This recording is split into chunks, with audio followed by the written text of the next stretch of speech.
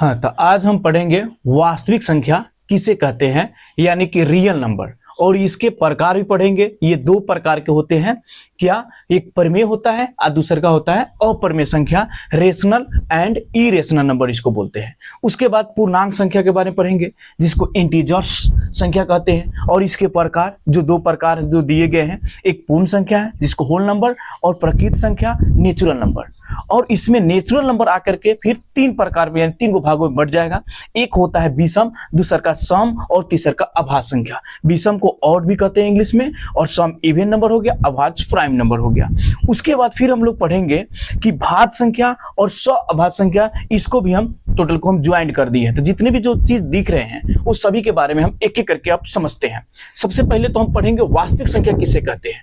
तो वास्तविक संख्या जो होता है जिसमें परिमेय संख्या और अपरिमेय संख्या का मिश्रण हो। वास्तविक संख्या किसे कहते हैं? जिसमें परिमेय संख्या और अपरिमेय संख्या का क्या हो? मिश्रण हो। मिश्रण यानी दोनों मिलावटी हो, उसी को हम लोग कहते हैं वास्तविक संख्या यानी कि रियल नंबर। कैसे? देखिए कोई भी अगर संख्या, जो संख्या लिखा हुआ है जो बटा के रूप में हो, चाहे रूट में हो, √3, √7, √9, इस तरह से जो है, तो ये जो है आपका वास्तविक संख्या है। इसमें अपरिमेय भी है, परिमेय भी है, चाहे बटा में भी लिख दे। लेकिन सबसे पहले तो हम ये भी चीज समझेंगे, परिमेय संख्या और अपरिमेय संख्या किसे कहते हैं। वास्तविक संख्या तो हम जान गए, जिसमें परिमेय और अपरिमेय संख्या का मिश्रण हो यानी दोनों मिलावटी हो, तो उसको तो हम कहते हैं वास्तविक संख्या। तो अब हम लोग चलेंगे परिमेय और अपरिमेय संख्या के बारे में। तो देखिए, परिमेय संख्या जो उसे कहते हैं जो P/Q के रूप में हो, P/Q के रूप में हो, उसको हम लोग कहते हैं परिमेय संख्या। अपरिमेय संख्या जो P/Q के रूप में नहीं हो, उसे हम क्या कहेंगे? अपरिमेय संख्या। फिर ऐसे तो बुझाया नहीं, तो यहां पे समझिए, एक होता है परिमेय और दूसरा का अपरिमेय। तो चलिए हम लोग परिमेय और अपरिमेय के बारे में सही से समझते हैं। एक तरफ हम लिख देते हैं परिमेय संख्या और दूसरी तरफ लिख देते हैं अपरिमेय। अपरिमेय शॉर्ट में लिख दिया तो बुझा जाएगा ना, यानी परिमेय है परि लिख दिए हैं, अपरिमेय अपरि लिख दिए हैं, जीरो दे दिया, यानी अपरिमेय शॉर्ट में लिख रहे हैं, थोड़ा जगह की बचत हो। तो देखिए, परिमेय संख्या जो बाटा के रूप में हो, जैसे कि अगर हम सबसे पहले को संख्या वाला पहले समझेंगे। ऐसे जो संख्या लिखा है 1 2 3 4 5, ये जो संख्या देख रहे हैं, तो सबके नीचे तो एक छुपा हुआ है, इसलिए ये सारी चीज आपका क्या हो जाएगा? परिमेय संख्या। दूसरा का बात बताते हैं, बाटा में जैसे 3/4, 5/7, ये जो भी जो बाटा में आपको दिख रहा है, ये भी आपका परिमेय संख्या हो गया। तीसरा का टॉपिक हम समझेंगे, दशमलव में दिया है 0.53, या इस तरह के 0.53 पर रेकरिंग। रेकरिंग का मतलब हुआ ये रिपीट कर रहा है, बार बार 3-3 आ रहा है। या फिर देखेंगे 5.34, फिर 3-4, यानी बार बार आ रहा है। तो इसको हम छोटा रूप से ऐसे लिखते हैं 5.34, ये दूगो पर रेकरिंग है, दूगो संख्या क्या हो रहा है? बार बार दोहरा रहा है। तो ये आपका क्या हो गया? परिमेय संख्या के अंतर्गत। क्यों? क्योंकि जैसे रेकरिंग होता है तो बाटा में उसके बदले में 9 होता है। रेकरिंग वाला आप पहले भी इसके पहले वाला वीडियो समय अब पढ़ा दिए हुए हैं। अब हम नेक्स्ट देखेंगे अपरिमेय संख्या। आप परिमेय संख्या समझ गए, यानी कि जो बाटा के रूप में हो, जिस तरह 1 2 3 4 लिखा हुआ है तो इसके नीचे एक छुपा है ना, तो ये बाटा के रूप में हो गया। चाहे 3/4, 5/7, 3 ये जो दिखा हुआ है, तो ये भी कथी में आ गया? बाटा के रूप में। या दशमलव के भी रूप में परिमेय संख्या हो सकता है, जो रिपीट करे, दशमलव के रूप में रिपीट करे। लेकिन अपरिमेय के छोटा सा रूप लिख देंगे, और तब उसके बाद दोनों में हम डिफरेंस समझेंगे, अंतर क्या है, और तब उसका पहचानने के लिए आपको देंगे। चलिए, अपरिमेय संख्या जो बाटा के रूप में नहीं हो, यही ना हम समझे हैं, बाटा के रूप में नहीं हो, यानी P/Q के रूप में नहीं हो। जैसे कि रूट में हो, कथी में हो? रूट में, √3, 2 भी हो सकता है, 5 हो सकता है। ये सारे चीज रूट में जो दिख रहा है, ये आपका कथी है? अपरिमेय संख्या। तो फिर तो रूट में जो दिख रहा है लेकिन वर्गमूल ना निकले, वर्गमूल नहीं निकले, रूट में रहे लेकिन वर्गमूल उसका नहीं निकले, तो यही होता है अपरिमेय संख्या। अगर उसका वर्गमूल निकल जाता है, अगर जैसे हम रूट में 9 लिख दिए, तो इसको तो वर्गमूल निकालेगा, फिर 3 आ गया, और 3 के नीचे एक छुपा रह गया, तो फिर तो बाटा के रूप में आ गया। इसलिए ये परिमेय नहीं है, अच्छा अपरिमेय नहीं है, बल्कि √9 क्या हो जाएगा? परिमेय संख्या। हाँ, पाई को आप कह सकते हैं कि पाई भी एक क्या है, अपरिमेय संख्या है। पाई भी क्या है, अपरिमेय संख्या है। अब इसके पीछे दूसरा कारण है, इसको अगर बाटा के रूप में इसका मान अगर हम लिखते हैं तो ये परिमेय हो जाता है, लेकिन बाटा के रूप में मान नहीं लिखते, सीधे पाई के रूप में, तो इसको अपरिमेय समझा जाता है। ठीक है, तो यहां से भी क्वेश्चन पूछता है, कितनी बार क्वेश्चन आ गया कि पाई परिमेय है या अपरिमेय, तो बस इतना ही समझिए, पाई क्या है, अपरिमेय संख्या है, और रूट में रहे और उसका वर्गमूल ना निकले तो क्या होता है, अपरिमेय संख्या होता है। हाँ, दशमलव में भी अपरिमेय संख्या हो सकता है, जैसे देखिए 3.453453 उसके बाद फिर 7, यानी कोई भी संख्या जो है बार बार जो है रिपीट नहीं कर रहा है, ना कोई 2 गो संख्या, ना 3 गो संख्या, ना कोई भी संख्या, यानी अनंत तक से जा रहा है, यानी रिपीट कहीं भी हो नहीं रहा है। तो जैसे रिपीट नहीं हो रहा है तो उसको भी हम क्या समझ जाएंगे, अपरिमेय संख्या समझेंगे। देखिए परिमेय और अपरिमेय दोनों का दशमलव रूप समझ लीजिए। देखिए परिमेय में था, ये तो शांत था, यहाँ 3 तक आके कट गया तो ये हो गया परिमेय, यहाँ रिपीट करने लगा तो भी परिमेय। लेकिन अपरिमेय संख्या का जो दशमलव रूप में जो लिखा गया रहता है वो कहीं भी रिपीट नहीं करता है, यानी दोहराता नहीं है, ना 1 गो संख्या ना 2 गो संख्या, कोई भी संख्या दोहराता नहीं है अंत तक ले। जैसे कि अगर 22/7 लिखिएगा तो 7 से 22 में अगर भागा दीजिएगा, जो 2 दशमलव रूप आएगा 3.143, जितना भी इसके बाद जो संख्या आएगा उस दोहराता नहीं है, अनंत तक ले जाते चला जाता है। तो इसका दशमलव रूप अगर लम्हर लिखिएगा, 3.14 सीधे हम 3.14 लिख दिए, तब तो हो गया आपका परिमेय संख्या। इसका टोटल दशमलव रूप लिखते जाइएगा तो अंत, इसका कोई अंत नहीं है, कभी भी जाकर कहीं ना कटेगा नहीं रिपीट करेगा, तो अब हो जाएगा अपरिमेय संख्या। अब इसकी लंबा कहानी है तो उतनी बार हम नहीं जाना चाहते, बस आपको इतना समझना है कि पाई जो है आपको क्या है, अपरिमेय संख्या है, और इसका जो हम 22/7 इसका मान बैठा देते हैं, चाहे 3.14, तो आपका ये परिमेय संख्या होगा। इतना बात ध्यान रखिए। तो ये हम समझे परिमेय और अपरिमेय। फिर से एक बार और समझिए, परिमेय संख्या जो सीधे बाटा में हो सकता है, अगर दशमलव में हो तो रिपीट करना चाहिए, और नहीं तो रूट में हो तो उसका वर्गमूल निकालना चाहिए, तब हो जाएगा परिमेय संख्या। अपरिमेय संख्या रूट में रहे पर वर्गमूल ना निकले, दशमलव में रहे रिपीट ना करे, तो वो आपका हो जाएगा अपरिमेय संख्या। समझ गए? चलिए अब हम दोनों में सी बात है कि ध्यान से आप समझ लीजिए कि गुणा करने पर या घटाने पर कुछ भी रहे, अगर रूट अगर हट जाता है, गुणा करने पर या भागा करने पर रूट अगर हट जाता है, यानी वर्गमूल निकल जाता है, तो वो आपका हो जाएगा परिमेय संख्या। और गुणा या भागा भी करे, कुछ भी करे, लेकिन अगर रूट नहीं हट रहा है तो समझ जाएंगे वो क्या है, अपरिमेय संख्या।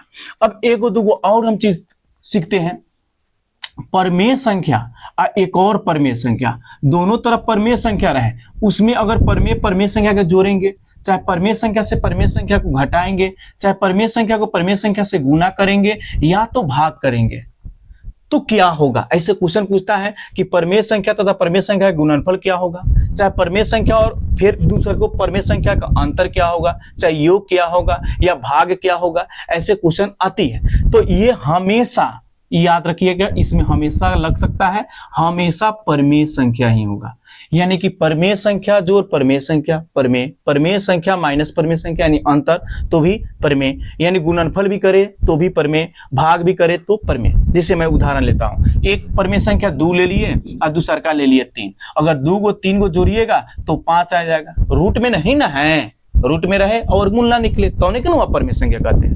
फिर घटाएंगे 2 में से 3 तो 1 आ जाएगा, भले माइनस में 1 आएगा कोई बात नहीं, गुना करेंगे तो 2 3 क्या हो जाएगा 6, भागा करेंगे तो 2/3 तो बाटा में के रूप में आ जाएगा। तो इसका मतलब आप क्या सीखे कि परिमेय संख्या और एक और दूसरा परिमेय संख्या, दोनों अगर सेम परिमेय संख्या है तो गुना करने जोड़ने घटाने सब पर क्या हो रहा है, परिमेय संख्या आ रहा है। अब दूसरा तरफ हम लोग चलते हैं, ये तो समझ गए कि परिमेय संख्या को अगर किसी भी संख्या से जोड़ घटाव गुना कर रहे हैं तो क्या हो रहा है, हमेशा परिमेय संख्या ही आ रहा है, हमेशा कौन संख्या आ रहा है, परिमेय संख्या। दूसरा का हम लोग टॉपिक समझेंगे कि अगर दोनों अपरिमेय रहें, एक और अपरिमेय संख्या लेते हैं, एक तरफ एक और अपरिमेय संख्या, 2 अपरिमेय संख्या लेते हैं, दोनों एक जैसा हो चाहे भिन्न भिन्न हो, तो उसको हम लोग जोड़े या घटावे या गुना करे या भागा करे तो कैसे होगा। तो इसमें देखिए 2 तरीका होता है, जोड़ घटा होगा, दोनों अपरिमेय संख्या कीजिएगा तब तो हमेशा अपरिमेय आएगा, हमेशा अपरिमेय संख्या ही आएगा। लेकिन यही गुना भागा कीजिएगा तो परमेय और अपरमेय दोनों आ सकता है। ये जोड़ घटाव के रूल में मैं बता दिया, एक प्लस या माइनस, यानी अपरमेय और अपरमेय का योग क्या होता है, तो हमेशा अपरमेय संख्या आता है। अपरमेय अपरमेय संख्या का अंतर, मैंने घटाव का मतलब क्या होता है, अंतर, तो भी हमेशा अपरमेय संख्या आता है। लेकिन एक अपरमेय संख्या है और उधर भी अपरमेय संख्या है, गुना करें या भागा करें, गुना करे या भागा करे, तो ऐसे स्थिति में क्या हो सकता है, परमेय या अपरमेय दोनों हो सकता है। परमेय भी हो सकता है, अपरमेय भी हो सकता है।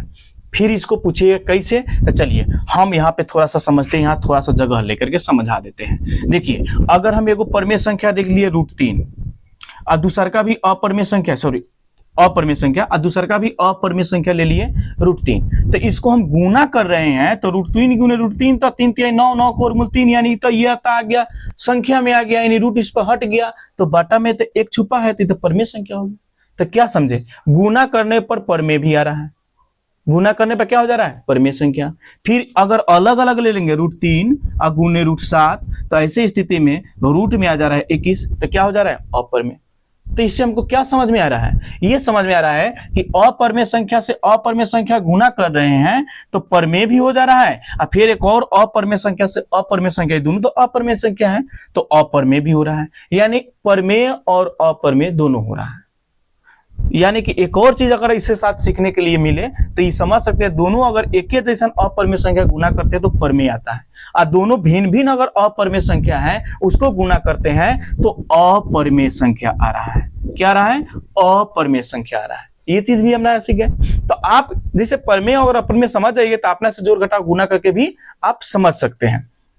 तो ये तो रहा परमेय और अपरमेय। देखिए कभी कभी क्या होता है कि कभी क्वेश्चन जो ऑप्शन में देता है तो जिसको कटाने के लिए गुना करके बोलता है इसमें कौन परमेय है कौन अपरमेय है, तो कभी कभी हम लोग कंफ्यूजन कर देता है। तो ये सब चीज समझना, जैसे √27 अब बटा में √3, चाहे ये लिखा दे दे चाहे दोनों के अलग अलग भी दे दे, जैसे 36 और 9 इस तरह भी दे दे, ठीक। और दोनों को अगर अलग अलग दे दे √36 और √7 इस तरह भी देता है। अगर फिर हम दे दे 2√3 बटा √3, तो ऐसे पकड़ने के लिए कभी कभी देता है इसमें कौन परमेय संख्या कौन अपरमेय संख्या। तो अगर आप कटाना जानते हैं, वर्गमूल निकालना जानते हैं, तो आप सीधे पकड़ लीजिएगा, लेकिन कटा के देखिएगा, वर्गमूल निकाल के देखिएगा, निकलने है वाला है या नहीं है, तब चेक करके आप बताइएगा ये परमेय निकला, आंसर में परमेय के रूप में आया कि अपरमेय के रूप में आया। अब जिस रूप में आया वही संख्या बोल दीजिएगा। जैसे देखिए ये 27 से 3 है, अगर अकेले अकेले देखे तो 27 भी आपका परमेय संख्या नहीं है, क्या है, अपरमेय संख्या है। 3 को भी देखेंगे तो ये भी परमेय नहीं है, कती है, अपरमेय संख्या। लेकिन इसी को अगर हम कटाते हैं 3 9 27, तो रूट के भीतर वाला रूट के भीतरे में ना लिखते हैं कटा के, रूट वाला गुना भागा हम सिखा भी दिए हैं, बहुत सारे वीडियो पहले भी बेसिक मैथ में देखिएगा तो सब आपको मिल जाएगा। अगर ये भी नहीं जानते हैं तब हम बोल रहे हैं, जान रहे हैं तो बहुत बढ़िया बात है।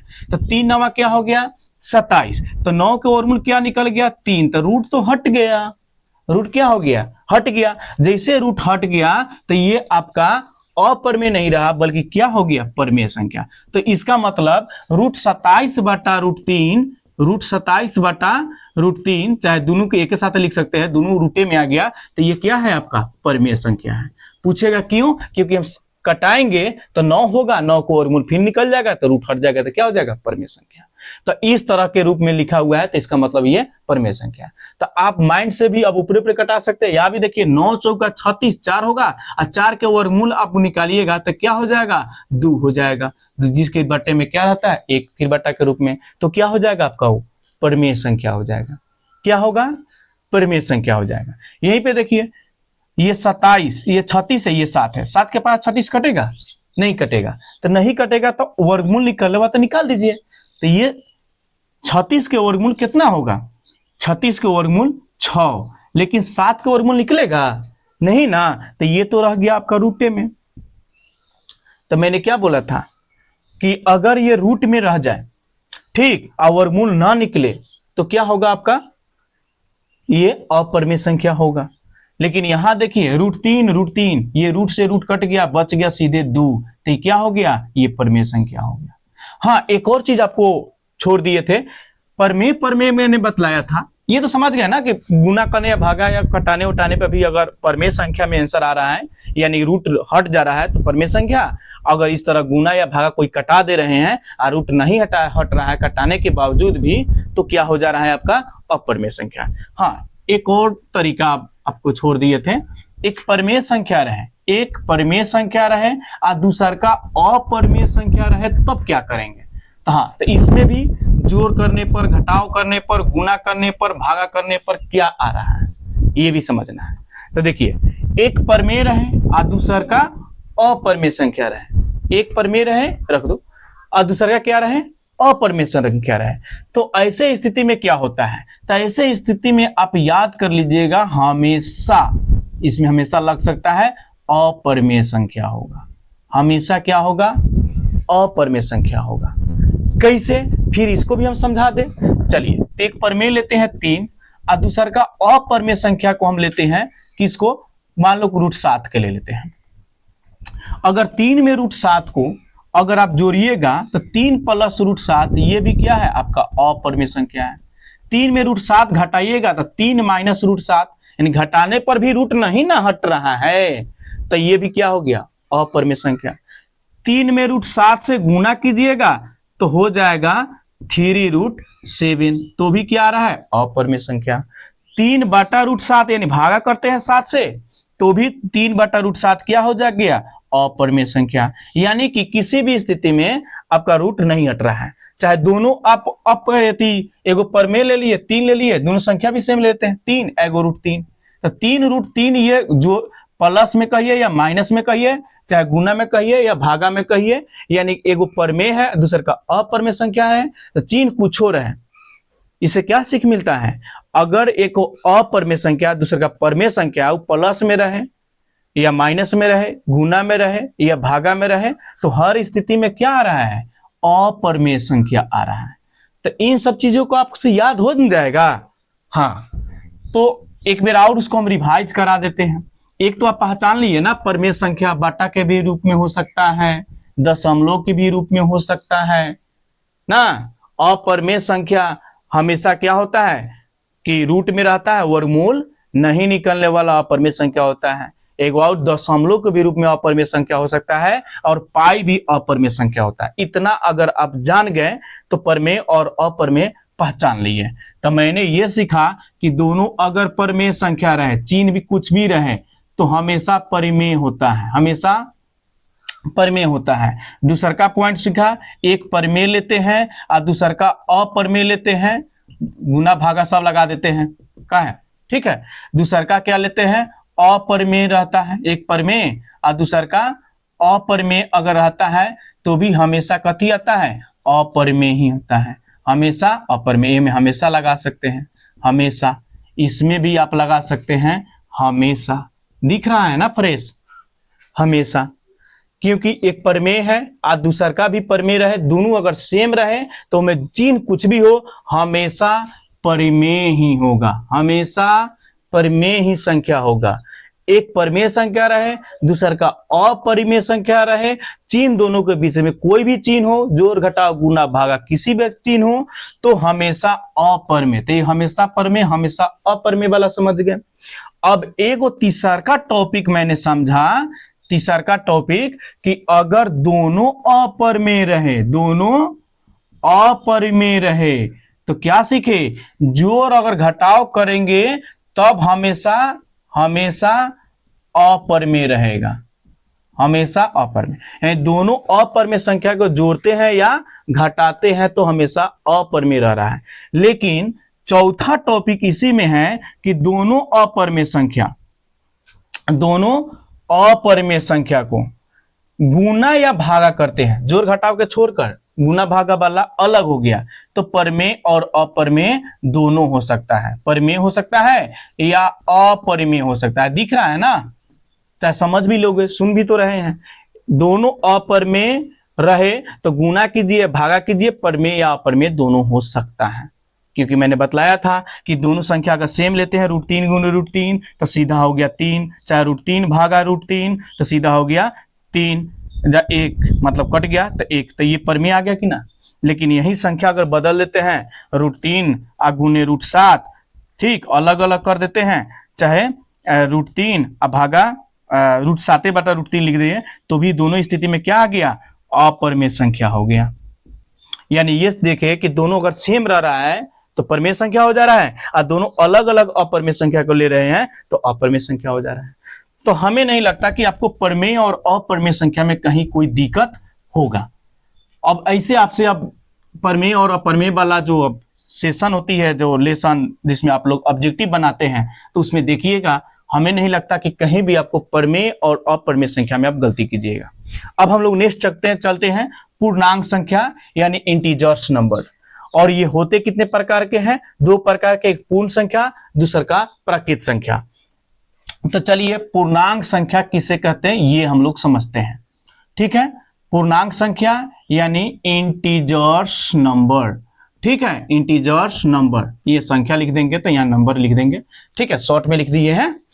तो इंटीजर्स नंबर क्या है, तो सबसे पहले धनात्मक एवं ऋणात्मक संख्या के सम्मिलित रूप को, धनात्मक एवं ऋणात्मक संख्या के सम्मिलित रूप को हम पूर्णांक संख्या कहते हैं। जैसे कि जीरो के अगर हम दाएं तरफ अगर चलते हैं, जीरो लेकर, ध्यान रखिएगा, ऐसे नहीं कि जीरो नहीं है, पूर्णांक संख्या में जीरो है, तो जीरो लेकर के धनात्मक और ऋणात्मक, तो जीरो के दाहिने साइड चलते हैं 1 2 3 4, ये सारे चीज धनात्मक संख्या के अंतर्गत आ जाता है।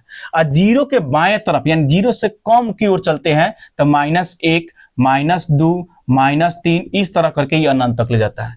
इसी सम्मिलित रूप को, ये टोटल जो दिख रहा है लिखावट, तो इसी को हम लोग कहते हैं पूर्णांक संख्या। इसी को हम क्या कहते हैं, पूर्णांक संख्या कहते हैं।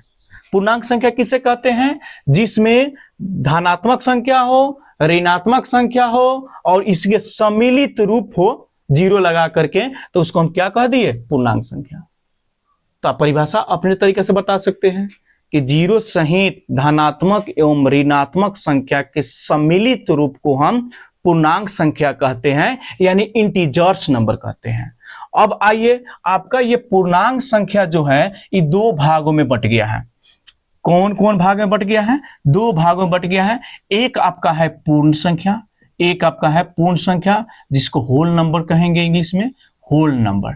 ठीक है, और दूसरा का है आपका प्राकृत संख्या। ये किसकी और ये किसका अथी है, भाग है, तो ये पूर्णांक संख्या का भाग है, पहले का भाग दूसरा का भाग। चाहे दो प्रकार है, पूर्णांक संख्या के प्रकार है, चाहे उसी के रूप कह दीजिए। तो दूसरा का कहती है प्राकृत संख्या, दूसरा का कहती है प्राकृत संख्या यानी नेचुरल नंबर, नेचुरल नंबर। ठीक है, और नंबर शॉर्ट में इस तरह लिख लेंगे, नेचुरल नंबर हो गया। ठीक है, अब हम लोग चलेंगे पूर्ण संख्या किसे कहते हैं और प्राकृत संख्या किसे कहते हैं।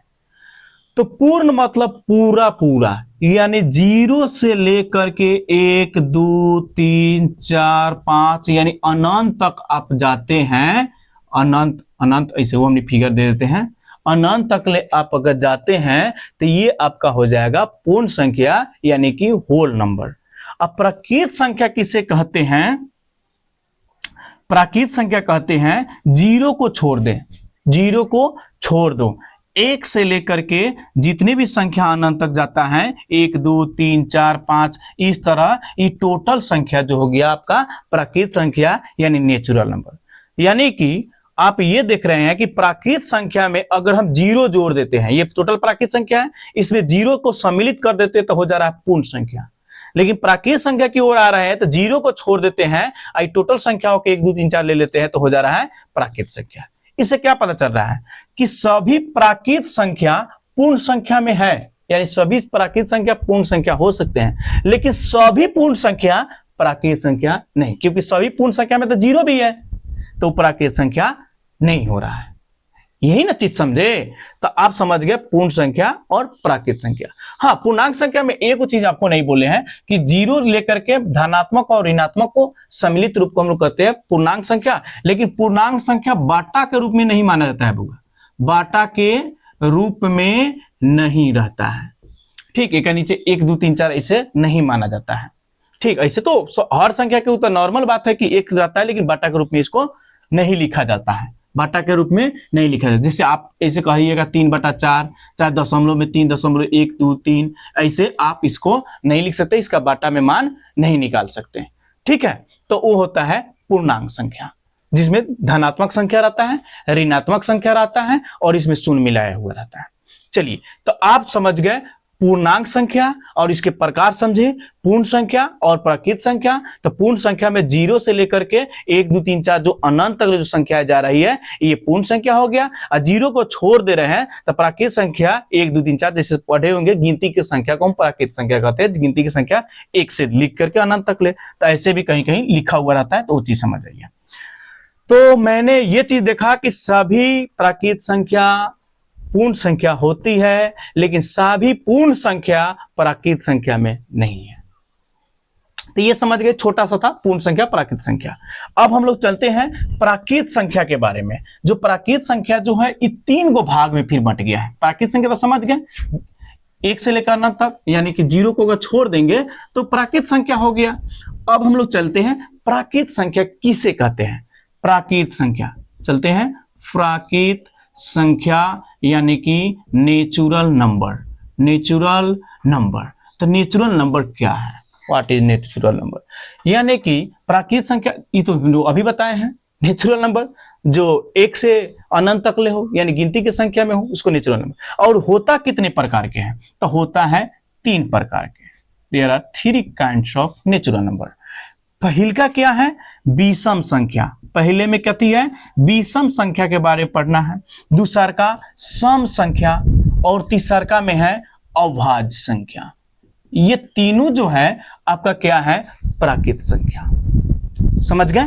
अब विषम संख्या देखिए भाई, खुदे प्राकृत संख्या में 0 नहीं है, तो क्या विषम संख्या चाहे सम या अभाज्य संख्या में 0 हो सकता है? नहीं ना। तो ये भी कहीं कहीं 0 के लेकर 12 लेकर कंफ्यूजन रहता है, इसीलिए बता दे रहे हैं, क्योंकि ये प्राकृत संख्या के ही 3 रूप है। प्राकृत संख्या में खुद 0 सम्मिलित नहीं हो, तो पूर्ण संख्या में था। चलिए, तो विषम संख्या किसे कहते हैं? जो 2 से विभाज्य नहीं हो, 2 से विभाज्य नहीं हो, उसको हम कहेंगे विषम संख्या। सम संख्या जो 2 से विभाज्य हो, यानी पूर्णतः, यानी पूर्णतः का मतलब क्या होता है? पूरा पूरा कट जाए, शेष ना ही बचे, तो उसको हम लोग कहेंगे सम संख्या। अब पूरा पूरा ना कटे तब क्या बचेगा? शेष ना बचेगा, तो उसको हम लोग कहेंगे विषम संख्या। असम संख्या जो 2 से पूर्णतः विभाजित है, इसको भी इंग्लिश में बोल देते हैं ऑड नंबर, इसको बोलते हैं। इसको सम संख्या को इवन नंबर बोलते हैं, ठीक है, और अभाज्य संख्या को प्राइम नंबर बोलते हैं। तो ये तो आप समझ जाइएगा। इधर को मिटा देते हैं, थोड़ा जगह हो जाएगा, तो और बढ़िया बात है ना। चलिए, तो 2 से पूर्णतः विभाज्य हो, 2 से पूर्णतः विभाज्य हो, तो उसको हम क्या कहेंगे? सम संख्या।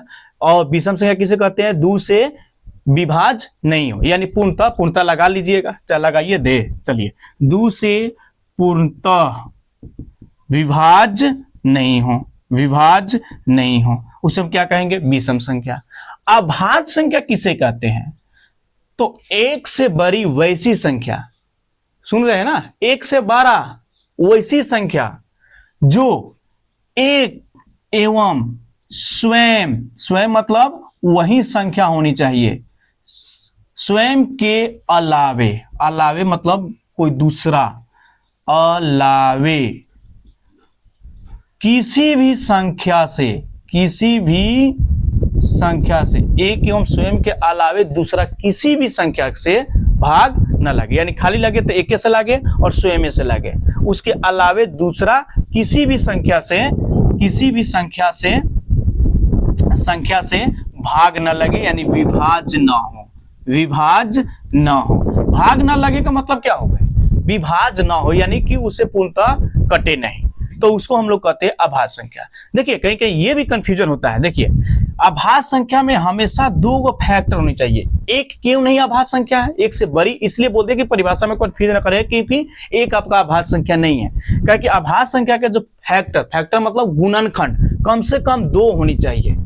2 से अधिक अगर गुणनखंड हो गया तो अभाज्य नहीं रहेगा, वो हो जाएगा भाज्य संख्या, यानी कंपोजिट नंबर, जो अभी पढ़ाएंगे।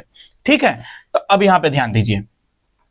तो अभाज्य संख्या किसे कहते हैं? एक एवं स्वयं के अलावे दूसरा किसी भी संख्या से विभाज्य नहीं हो उसे अभाज्य संख्या कहते हैं। जैसे कि 2, 3, 5, 7, 9 नहीं होगा, 11, 13, 15 नहीं होगा, 17, 19, 21 नहीं होगा, 23, 25 नहीं, 27 नहीं, 27 भी नहीं होगा, 29, 31। अब इस तरह से आप समझ सकते हैं कि अभाज्य संख्या, ये जितने भी संख्या है जो दिख रहा है उसमें एक से भाग लगेगा और उसी संख्या से भाग लगेगा, यानी कि इसका गुणनखंड कीजिएगा तो मात्र 2 ही गुणनखंड होगा। 2 को कम से कम न्यूनतम 2 गुणनखंड होनी चाहिए, यानी कि न्यूनतम का थी मात्र 2 ही गुणनखंड होनी चाहिए, ना उससे कम और ना उससे ज्यादा। ठीक है, तो जैसे कि 2 के अगर गुणनखंड कीजिएगा तो 2 कह सकते 1 से कट सकता है, 2 से कट सकता है। 3 के गुणनखंड कीजिएगा तो 1 से और नहीं तो 3 से, ठीक है, विभाज्य हो सकता है। उसी तरह 23 के आप गुणनखंड कीजिएगा तो 1 से और 23 से। इससे क्या पता चलता है कि मात्र 2 ही गुणनखंड हो रहा है, यानी 2 को फैक्टर है, उसको हम लोग क्या कहते हैं? अभाज्य संख्या। 1 क्यों नहीं रखा गया? क्योंकि 1 जो है इसके 2 गुणनखंड नहीं है, मात्र 1 है तो 1 से लग रहा है, एक और होना चाहिए ना, इसलिए 1 आपका अभाज्य संख्या नहीं है। बात ध्यान रखिएगा। तो इसीलिए आपसे कभी कभी क्वेश्चन बहुत बार पूछ दी जाती है कि सबसे छोटी अभाज्य संख्या क्या है, तो बच्चे कंफ्यूज कर जाते हैं, क्या 0 न तो 1 न तो 2 ऐसे चेक देता है, तो 2 होगा सबसे सही, क्या कि सबसे शुरू में क्या है? 2 है। और 2 ऐसी अभाज्य संख्या है जो सम भी है। कभी कभी क्वेश्चन ऐसे पूछता है कौन ऐसी अभाज्य संख्या है जो सम है, तो 2, क्योंकि आपने क्या पढ़ा? सम संख्या जो 2 से पूर्णतः विभाजित है, 2 के पारा से पूर्ण रूप से क्या हो जाए? कट जाए। तो ये हम लोग समझे अभाज्य संख्या। तो आप समझ गए अभाज्य संख्या किसको कहते हैं? जो एक एवं स्वयं के अलावा दूसरा कोनो संख्या से ना भाग लगेगा चाहिए, यानी एक तरह समझिए कोनो संख्या कटबे नहीं, एक तो सब संख्या से कट जाता है, कोनो संख्या से कटबे नहीं करेगा, तो वो क्या हो जाएगा? अभाज्य संख्या हो जाएगा। ठीक, यानी प्राइम नंबर। समझ गए? अब हम लोग चलते हैं भाज्य संख्या और अभाज्य संख्या। एक और ध्यान रखिए, अभाज्य संख्या को कहीं कहीं हिंदी में रूढ़ भी संख्या कहते हैं। ठीक है, तो रूढ़ से भी कंफ्यूज नहीं कीजिएगा, पूछता है ऑप्शन में कि इनमें कौन रूढ़ संख्या है, जैसे हिंदी मीडियम में ज्यादा यही देता है। हाँ, वो इंग्लिश में देखिएगा तो प्राइम नंबर लिखा हुआ रहेगा, और नहीं तो अभाज्य संख्या कहे या रूढ़ संख्या कहे तो वही होगा जिसको अभाज्य संख्या कहते हैं, जो एक एवं स्वयं के अलावा दूसरा किसी भी संख्या से भाग न लगे उसे अभाज्य या रूढ़ संख्या कहते हैं। एक के साथ आप याद भी कर लीजिएगा। ठीक है, अब हम लोग चलते हैं भाज्य संख्या की ओर। तो हमने क्या सीखा? मैंने सीखा प्राकृत संख्या, जिसको 1 से लेकर अनंत तक जो संख्याएं दिख रहा है गिनती की संख्या को प्राकृत संख्या कहते हैं। उसमें प्राकृत संख्या 3 प्रकार का होता है। विषम संख्या जो 2 से भाग न लगे, अच्छा सम और विषम के मैंने उदाहरण नहीं दिया था, ये भी देते हैं। 2 से पूर्णतः विभाज्य न लगे, जैसे कि आपको एक शुरू कीजिएगा विषम संख्या, तो 1 2 के पास कटेगा नहीं, 2 तो कट जाएगा, 3 5 7 9 11 13 15, इस तरह करके आपका क्या हो जा रहा है? ये विषम संख्या हो जा रहा है। यानी कि विषम संख्या से हम क्या समझ रहे हैं कि 2 से जो संख्या नहीं कटे वो सारे क्या हो जाएंगे? विषम संख्या हो जाएंगे। तो विषम संख्या में सबसे छोटी संख्या कौन हो गया? 1। सबसे छोटी विषम संख्या क्या कौन हो गया? 1। सबसे छोटी अभाज्य संख्या क्या है? 2। यानी कि आप ये देख रहे हैं कि 2 से अगर पूर्ण से विभाज्य नहीं होता, ये कौन कौन को तरपा तरपा के 1 के बाद 3 3 3 के बाद 5 के बाद 7, ये 2 के अंतराल पर बढ़ते जा रहा है, एक आगे तरपा तरपा के समझ लीजिए। तो ये आपका हो गया विषम संख्या। अब दूसरा का हम पढ़ते हैं सम संख्या यानी इवन नंबर, जो 2 से क्या हो? पूर्णतः विभाजित हो। जैसे इसका भी उदाहरण बताते हैं। 2 के पास 2 4 6 8 10 12 14 16, समझ रहे हैं? ये सब कथी हो गया? आपका सम संख्या हो गया। तो 2 से जो भाग नहीं लगा, जैसे 1 3 5 7 9 देख रहे हैं, तो ये सब क्या हो गया?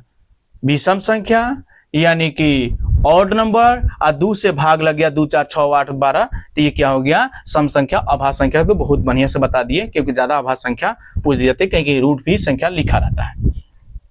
शायद पहले से भी सम संख्या विषम संख्या तो इतना जान रहे हो, और नहीं जान रहे हो तो कोई बात नहीं, हम तो बताइए दे रहे हैं पूरा। ठीक है, तो ये सारे उदाहरण आप समझते चलिएगा। हाँ, देखिएगा कि हम शुरू से लिखे हैं। आपसे क्वेश्चन, पहले क्वेश्चन नहीं, अभी एक बार भाज्य को बात बता देते हैं, तब क्वेश्चन के बारे में हम लोग चलते हैं कि क्या क्या सीखे। अब हम लोग चलते हैं भाज्य संख्या पर। कौन संख्या?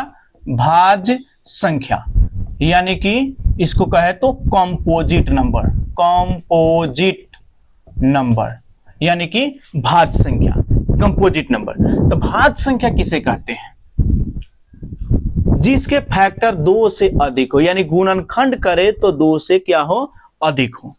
ठीक, यानी कि अगर एक तरह से कहा जाए तो एक एवं स्वयं के अलावा, एकरा उल्टा बोल ना लीजिए, काना के उल्टा, तो अभाज्य संख्या के, अभाज्य संख्या के उल्टा हो गया आपका भाज्य संख्या।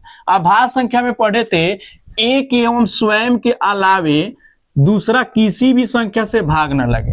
आई में एक को पढ़ लीजिए, एक एवं स्वयं के अलावे, एक एवं स्वयं से तो लगबे करेगा, और उसके अलावा दूसरा भी संख्या से विभाज्य हो जाए तो उसको क्या कहेंगे, क्या कहेंगे उसको? भाज्य संख्या, यानी कंपोजिट नंबर। जिसके गुणनखंड, जिसके, ऐसे भी बोल सकते हैं गुणनखंड, इंग्लिश में बोले तो फैक्टर, ठीक है, जिसके गुणनखंड 2 से अधिक हो, 2 या 2 से अधिक, नहीं 2 नहीं, 2 से अधिक, 2 से अधिक, 2 या नहीं 2 से अधिक हो, 2 से कम नहीं हो, चाहे 2 के बराबर नहीं हो, 2 से अधिक हो, 3 को, 4 को, 5 को, जय को हो जाए। जैसे कि अगर सबसे छोटी अभाज्य संख्या की हम बात करेंगे, जब भाज्य संख्या यानी कि कंपोजिट नंबर की बात करेंगे, तो एक तो होगा नहीं, वो अभाज्य भी संख्या नहीं है। 2 है तो उसे गुणनखंड मात्र 2 को होगा, तो अभाज्य संख्या हो गया। 3 है, 3 के भी गुणनखंड मात्र 2 को हो गया। तो सबसे छोटी भाज्य संख्या कहिएगा तो 4 से शुरू होता है। 4 2 से कट जाएगा, 4 से कट जाएगा, एक तो कटे करता है। ठीक, तो 2 से अधिक होगी कि नहीं? 4 6 8 9 10 कटेगा ना, 5 से कट जाएगा, 2 से कट जाएगा। चलिए, एक तो सब में रहता है, ध्यान रखिएगा। 10 12 13 नहीं होगा, 14 हो जाएगा, 15 भी हो जाएगा। अब इस तरह करके 16 18 इस तरह करके आप समझ सकते हैं भाज्य संख्या। तो कभी कभी क्वेश्चन आपसे ऐसे पूछे थे, सबसे छोटी भाज्य संख्या क्या है? तो 4। भाज्य संख्या 4 से शुरू होती है, लेकिन अभाज्य संख्या 2 से शुरू होती है, सबसे छोटी अभाज्य संख्या। प्राकृत संख्या सबसे छोटी 1 से शुरू हो रहा है, पूर्ण संख्या सबसे छोटी 0 से शुरू हो रहा है, लेकिन विषम संख्या 1, सम संख्या 2। तो सबसे छोटी सम संख्या 2, सबसे छोटी अभाज्य संख्या भी 2। तो सम संख्या अभाज्य संख्या दोनों में आ जा रहा है, छोटी में कौन? 2 दोनों में आ जा रहा है। अब हम लोग चलेंगे, इसको क्या थी पढ़ लिए? भाज्य संख्या। देखिए बुआ, कहीं कहीं भाज्य संख्या को संयुक्त संख्या के भी हम लोग नाम से जानते हैं। तो ये भाज्य संख्या जो पढ़ लिए, इस संयुक्त या समग्र भी संख्या कहता है, यानी ऑब्जेक्टिव में कभी पूछता है इसमें संयुक्त संख्या किसे कहते हैं, तो हम लोग सिर्फ भाज्य संख्या पढ़ जाते हैं, संयुक्त पूछते मतलब कंफ्यूज कर देते, जा ये क्या होता है संयुक्त। ठीक है, तो कहीं कि ज्यादा बार परिचित नहीं है, ज्यादा करके ये संयुक्त संख्या बार बार 10 अगर नहीं दिया तो ज्यादा भाज्य संख्या देता है। तो इसलिए 2 को 3 को नाम जान लेना जरूरी रहता है, क्योंकि आसानी क्वेश्चन में हम लोग गलती कर लेते हैं। तो भाज्य संख्या क्या कहते हैं? संयुक्त या समग्र भी संख्या कहीं कहा जाता है। ठीक है, तो ये हो गया भाज्य संख्या। अभी मैंने बताया अभाज्य को रूढ़ भी संख्या कहा जाता है। तो ये हो गया भाज्य संख्या, यानी कि संयुक्त संख्या भी कहते हैं, इंग्लिश में बोले तो कंपोजिट नंबर। ठीक है, तो भाज्य संख्या कितना शुरू होता है? 4 से, जो किसी भी संख्या से क्या हो जाए? विभाजित हो जाए। एक और स्वयं से तो लगभग करेगा, उसके अलावा अन्य भी संख्या से क्या हो जाए? विभाजित है, यानी कम से कम फैक्टर 3 गो हो। न्यूनतम फैक्टर कितना हो? न्यूनतम गुणनखंड की अगर हम लोग बात करेंगे, न्यूनतम गुणनखंड कितना होनी चाहिए? 3 या 3 से अधिक, 2 नहीं होने चाहिए। मैं बोला हूं 2 से अधिक, तो 3 बोले या 3 से अधिक हो, यानी उससे गुणनखंड यानी फैक्टर करे तब। जैसे एक उदाहरण देते हैं, जैसे कि हम लेते हैं 4, तो 4 1 से भी कटेगा, 2 से भी कटेगा, और स्वयं 4 से तो कटबे करेगा, तो 3 हो गया कि नहीं? तो वही ना बोले हैं कि 3 या 3 से अधिक उसके गुणनखंड हो। गुणनखंड ऐसे ना होता है, कौन कौन पारा से कटेगा। ठीक है, तो उसको हम लोग कहेंगे भाज्य संख्या। पॉइंट हम लोग पढ़ेंगे अभाज्य संख्या। अभाज्य संख्या इंग्लिश में बोलेंगे को प्राइम नंबर संख्या किसे कहते हैं? ठीक है, तो अभाज्य संख्या यानी कहने का मतलब वैसा जोड़ी, यानी वैसे 2 गो संख्या जो एक लंग हो, उसमें किसी भी एक एवं स्वयं के अलावा किसी भी संख्या से कटबे ना करे। जैसे कि अगर 2 गो जोड़ी लेते हैं, 3 लेते हैं, 5 लेते हैं, तो इसमें एक तो सब में रहता है, तो कोई भी संख्या है जो दोनों को काट दे, एक के अलावा और स्वयं के अलावा नहीं ना। तो किसी भी संख्या से क्या है, विभाजित नहीं है।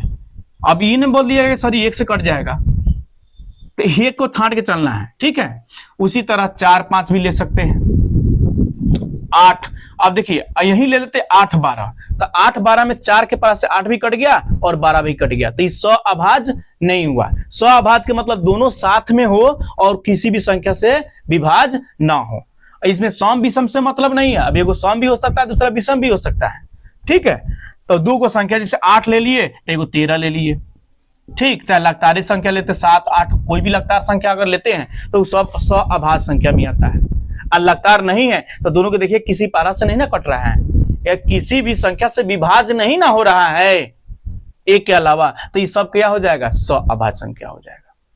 तो हमको उम्मीद है कि आप समझ रहे हैं कि सअभाज्य संख्या जो कि किसी भी संख्या से विभाज्य नहीं हो, या दोनों को कॉमन करे, गुणनखंड करे तो 1, यानी 1 के पास से दोनों को। यानी एक और चीज समझ सकते हैं, अभाज्य संख्या जिसका HCF पढ़े है ना, तो HCF क्या निकले, 1 हो, यानी मौसा जो उसका निकले क्या होनी चाहिए, 1 होनी चाहिए, तो वो हो जाएगा आपका सअभाज्य संख्या। ऐसे भी आप समझ सकते हैं। तो ये दोनों का मौसा निकालिएगा तो 1 होगा, इन दोनों का मौसा निकालिए तो 1। जितने भी संख्या दो आपको एक जगह दिया हुआ है और उसका मौसा क्या आएगा, हमेशा 1 ही आएगा, वो सब हो जाएगा आपका सअभाज्य संख्या।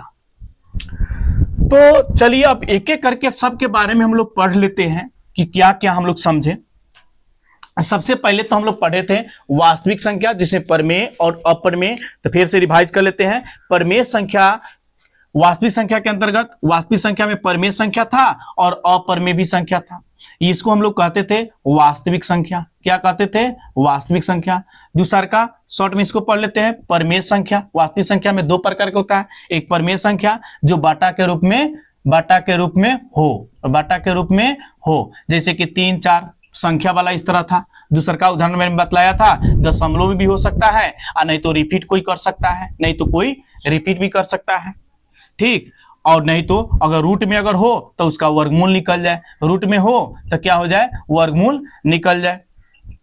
तो ये सब आपको क्या पढ़ा, परमेय संख्या के अंतर्गत। दूसरा का आपने पढ़ा अपरमेय संख्या। तो अपरमेय संख्या का शॉर्ट में बोलूं तो रूट में रहे लेकिन वर्गमूल ना निकले, रूट में रहे वर्गमूल ना निकले। ये सब संख्या जो दिख रहा है रूट में है लेकिन वर्गमूल नहीं निकलेगा, तो ये क्या हो गया, अपरमेय संख्या हो गया। चाहे दशमलव में है लेकिन इसका कहीं भी कोई रोक नहीं है, यानी कि कहीं भी कोई संख्या कोई रिपीट नहीं कर रहा है, यानी अनंत तक इस तरह भागते जा रहा है, ठीक है। तो रिपीट कहीं नहीं, डॉट डॉट अपना से लिखा गया है, इस तरह रिपीट कोई भी संख्या नहीं कर रहा है। 5 कर रहा है वो हमारे कर रहा है, लगातार नहीं ना कर रहा है। चाहे 2 को संख्या लगातार नहीं ना रिपीट करते जा रहा है, तो इसलिए तो क्या रूट में हो तो वर्गमूल ना निकले, दशमलव में हो तो रिपीट ना करे, चाहे बाटा में हो, अगर बाटा में भी अगर आ जाए तो कटाने पर भी रूट ना निकले, गुना में है तो गुना करने पर भी वर्गमूल ना निकले।